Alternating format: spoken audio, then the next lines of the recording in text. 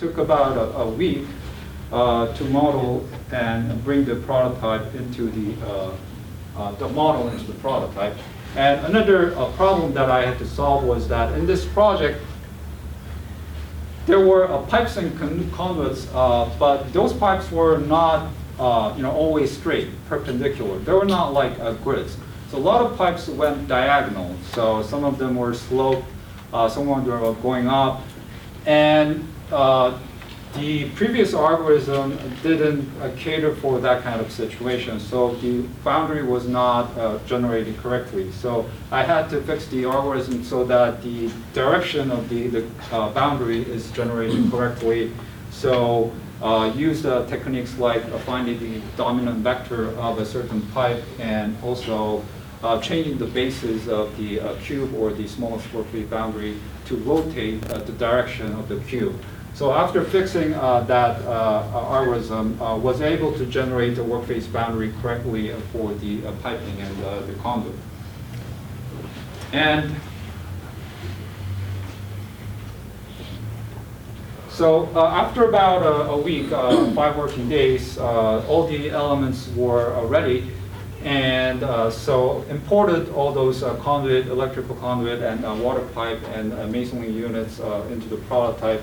And although it had only floor 2 to floor 5 elements, the masonry wall only had 2 floors because that's the span of the work that I would be ever observe when I'm here.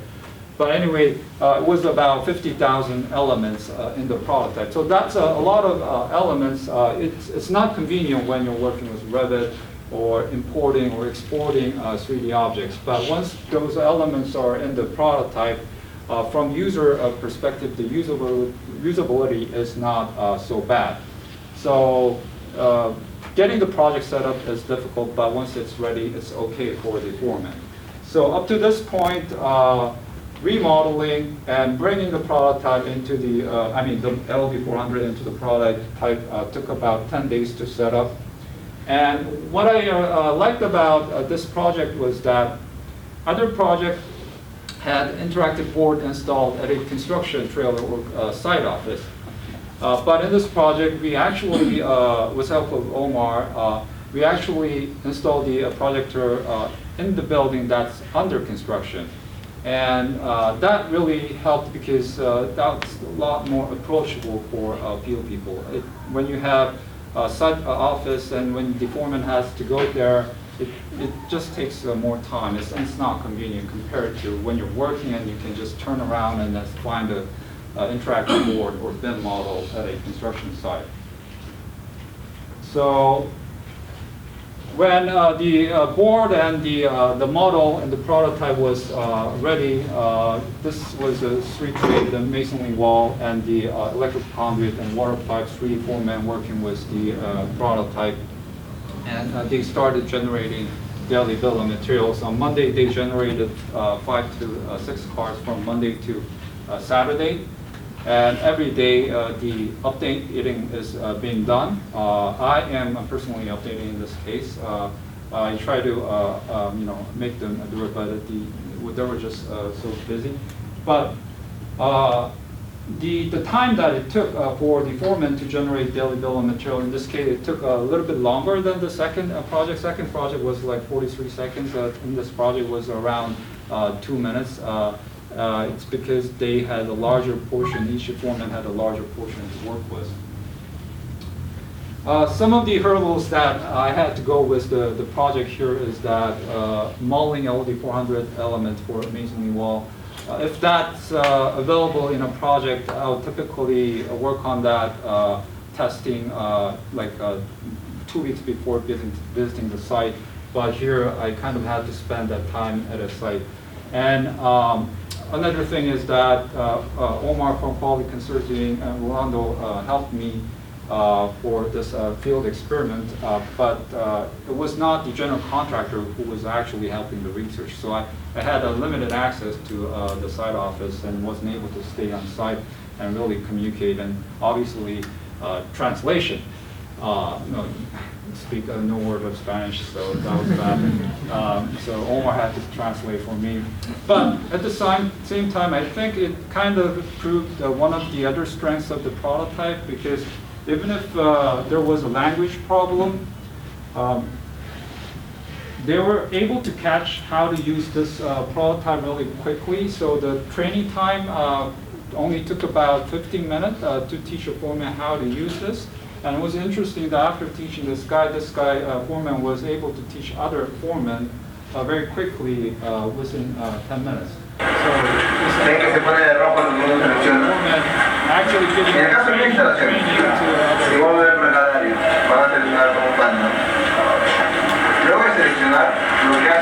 So I guess it was meaningful that it wasn't me actually training, but the other guy who just learned it within 15 minutes, teaching other people. Because this is a little bit more of a practical technique, but when you're dealing with construction people, they're totally different. So when you're learning Revit or when you're trying to learn Primavera, it takes days. And if you make a software or an app, something like Revit or Primavera, and ask foremen or construction workers to use it, it's impossible. You're never going to teach them how to use this. Things have to be intuitive, and they really have to learn this fast. So that was one positive side of it. So putting this research in the context of the PDCA cycle, a plan, do, check, act, what I have done so far is mostly related to the planning stage, generating daily bill of material, you're generating daily work orders with a smallest work-based boundary. And the next step for me for next two sites will be to really focus on operating what's generated in the planning stage, the daily bill of material, through the rest of the stages in the PDCA cycle. So for instance, since we have the daily bill of materials from Monday to Friday planned, then you can start plotting the planned quantity over time in the units of day. And the quantity that we're talking about here is not a control quantity. It's a detailed down to bolts and nuts, the bill of material level of quantity, fabrication level of quantity. So it's not only CMU block, but you can also call this the mortar quantity, the ground rebar quantity with the system. And once you have that planned quantity in the due stage, what you can do is you can use that planned quantity to order materials. So I need this amount of material for next 2 weeks or next week. And you can use that information to order materials. And if you have a good material tracking device on site, like a beacon or gate or RFID tags, you can precisely track on-site quantities as well. So you can draw on-site quantities over time with at the due stage. And during the check stage, the foreman will go out to the site and indicate whether the bill of material is completed or not. If it's not completed, push it to another day. So with that information, you can also plot the actual installed quantities over time in the units of days. Again, for all different types of materials, not only concrete block. So when you have that information, planned quantity, on-site quantity, installed quantity, after looping through the PDCA cycle, you can produce a meaningful metrics. For instance, installed quantities divided by a planned quantity will be your PPC. And this PPC is not PPC based on control quantity, it's a PPC based on bill of materials at LD400 with the connection to 3D elements. And another metrics that you can come up with is the on-site quantity minus installed quantities, which will give you the materials that is stocked, excessive materials that is stocked at the site. And playing with other types of data, you can also come up with other metrics as well. You have certain cars planned on a certain day. How many times does this car move along 1 week? You can come up with those types of metrics as well at the last stage of the PDCA cycle. This is just an example of how PPC can be generated, which will be implemented in the next two experiments. So you have a bill of material plan, bill of materials installed, connected to LOD 400 elements. You divide those two, and you come up with a percent plan completion, and which will be helpful for your controls. So we expect, we're not asking much to foremen. They're busy. Their main role is not something related to producing information. You cannot really ask them to produce information spending like 30 minutes a day. A maximum 10 minutes maybe 5 minutes is also, could be too much for them. But using the prototype, generating daily bill of material is quick, 1 to 2 minutes, and updating the daily bill of material, whether it's complete or not, that won't also take long. And more importantly, after going through this cycle, the type of metrics and the level of detail of that metrics that you get is far different from the metrics that you used to get from control quantities. It's bill of material based metrics, which will be beneficial for analyzing different aspects, not only for the practitioners but for researchers as well. By collecting that big data from the site. So all in all, it's starting from the manual board and going to a bin-based daily planning system. And this is just out of box, out of the research topic. So in research, we tend to really focus on small areas because you're not going to save the world. You're not going to save, how you do practice. You really have to focus on a small area to make a contribution. Otherwise, you won't be able to defend, and it's going to take 20 years to finish your PhD.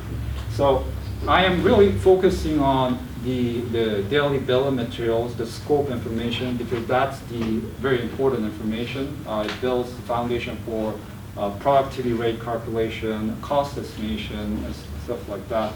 But what you have just seen is that this 3D object can be connected and linked to various other fields as well. Quality is one part that you can connect to, and you can also connect to documents like RFIs or change orders, stuff like that.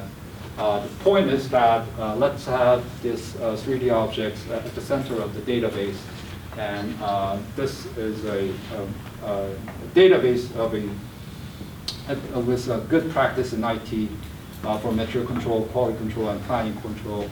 And you would have that, you will maintain that connection. So the research can go different ways from this with the focus on producing information in the units of days. And hopefully the industry will make a step a little bit closer to automotive industry, where they do have like daily Kanban being used and pulling right amount of resources from one location to other. I'd like to thank Omar and Rolando for helping this the third field experiment, also the owner of the project and the contractor of the project. And I don't know how much I spent, but maybe too much. Yeah, sorry about that. And, yeah, I'll take some questions. Thank you.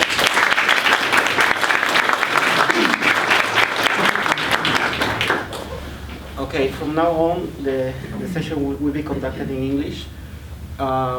We will have a session of questions and answers. Please raise your hand, and I will check who is going to answer. 20 minutes of questions and answers, please. For the process, when it comes to checking how much you have advanced in the project, and let's say that the foreman has to go on site and check all the work orders, and what happens if he doesn't have all the information at hand? Is there a way that he can maybe use the screen in a tablet or a mobile phone, so he can enter all the information? So I'm not sure when you say he doesn't have the information, what type of information? Like, for example, if he doesn't have the print of the project, The drawings. the drawings. Yeah. So the prototype is generally used to update the progress. So it's not used to give you reference for building certain product. So it won't have information like how to build stuff. It's when you plan the daily bill of material and daily work order, you're going to update with the prototype. And what you do is you take the tablet out there and you pull out the daily bill of material on that day and mark it as completed or not. If it's not completed, push it to the next day. That's the walkthrough at that time is the purpose of the walkthrough is progress update. If purpose of the walkthrough of the site is not progress update, and if it's related to inspection, then that's a little bit of a different story. So if that's an inspection, if you're going to build a prototype like this, like you would have instead of daily bill of material, inspection sheet. So if you click on something, it will pop you out the inspection sheet checklist that you can check with the connection with 3D objects. So, yeah, that's how it's done. I don't know if I answered your question. Yeah. Okay, second question. Esto lo pueden hacer en español y tú le traduces. Sí, pueden hacerlo en español y Dani les ayuda con la traducción.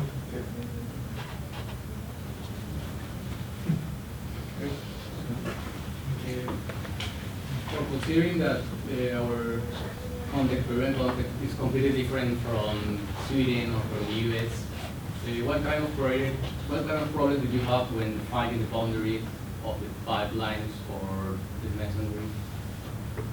For when you're faced with new projects, new trades. So you really have to know about how this component is being built. So, and it's a little bit different on depending on trades. For instance, track installs and gypsum board, generally it's going to be a wall or panel wherever you go, whichever side you go. For pipes, pretty much the same thing. It will be probably the smallest boundary will be the straight portion plus the connection part. But there are cases where you have to actually talk with the site people on how this construction is going on. There was an example of the ceiling of frames at the airport project. In that case, the ceiling frame was engineered so that the one straight portion of the C channel was in 6 meters. And that 6 meter kind of defined what the small spore fixed boundary would be. So there is no concept of like a wall or a panel in the ceiling because it was like a long hole. It wasn't like a room or where it's a confined space. So that could have been 5 meters, 7 meters. So depending on the projects, there are certain trades that you actually have to go there and see how it's being produced, and based on that, come up with the optimal or correct boundary for that trade. And are you considering the scope of your research? You are considering just the finishing phase of the project, or the piping phase, something like that, or the structural phase also? Like you can make the boundary for each element because it's quite different. Yeah. So as you can see, to date, I worked with 9 trades. So those 9 trades were like a little bit to the